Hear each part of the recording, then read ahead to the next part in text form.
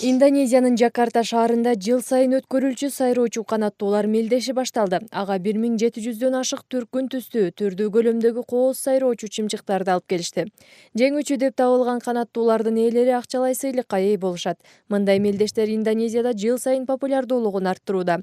Бирок канаттууларды капаста камалышына жаратылышты коргоо уюмдары каршы экенин билдиришти. Memelihara burung Айрымдарына канаттууларды капаста кармаган жагат экен.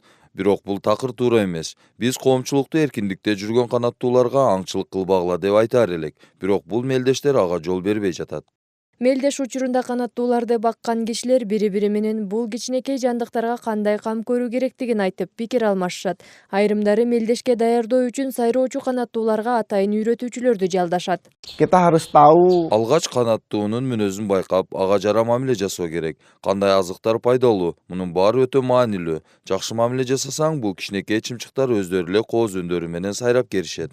Мындагы мелдешке алып келинген канаттуулардын көпчүлүгү токойлордон тузакка түшүп кармалгандар. Бирок Индонезиянын куш базарларында, аукциондордо жана көмүскө базарларга мыйзамсыз алып келинген канаттуулардын саны өстү. Ал эми мелдеште жеңүүчүлөр үчүн $20 000 $70 000 чейин сыйлыктар каралган.